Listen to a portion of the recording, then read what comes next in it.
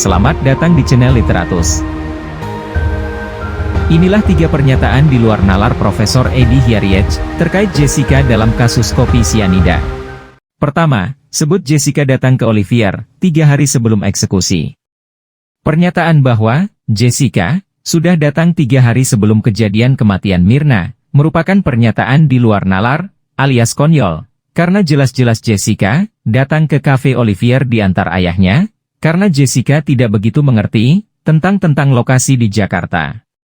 Pernyataan Profesor Edi yang satu ini sangat berbahaya. Bayangkan ketika dia memberikan kesaksian sesat ini di pengadilan dan majelis hakim mempercayainya. Bukankah ini sangat fatal? Kalau Profesor Edi memberikan keterangan ini di pengadilan, maka sudah tentu ia telah memberikan kesaksian palsu. Menurut pasal 174 KUHP, Kitab Undang-Undang Hukum Acara Pidana, setiap kesaksian palsu diancam dengan penjara 7 tahun. Pernyataan Profesor Edi yang menyesatkan, yakni tentang Jessica sudah datang ke kafe Olivier 3 hari sebelum peristiwa kematian Mirna, pada akhirnya diakui Profesor Edi sebagai kekeliruan. Profesor yang menjadi tersangka suap 7 miliar ini pun akhirnya meminta maaf dan menyatakan keliru membaca CCTV. Kedua, tentang reaksi negatif Jessica terhadap manajer kafe Olivier. Pernyataan bahwa reaksi negatif Jessica pada saat kematian Mirna sebagai bukti Jessica pembunuh sangatlah di luar nalar. Bagaimana mungkin reaksi spontanitas seseorang ketika dihadapkan masalah serius dianggap sebagai bukti kejahatan? Profesor Edi ternyata tidak saja fokus bicara keahliannya dalam bidang hukum pidana, ia juga bicara psikoanalisis. Dalam perdebatannya pada sebuah acara di salah satu stasiun TV, Profesor Edi menjelaskan bahwa tingkah Jessica yang bertanya kepada manajer Olivier merupakan reaksi negatif.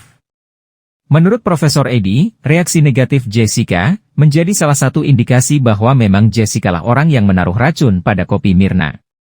Padahal, reaksi negatif ketika berhadapan dengan suatu masalah merupakan hal wajar.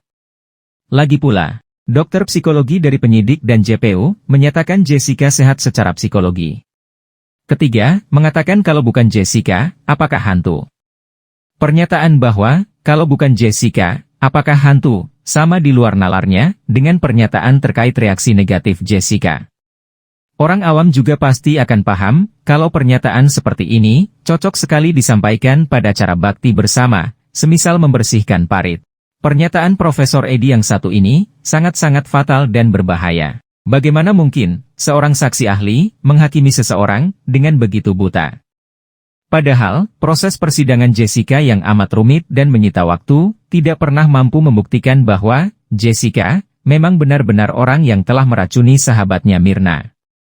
Pernyataan Profesor Edi yang berdasarkan gerak-gerik Jessica di lokasi ini terlalu bersifat menghakimi.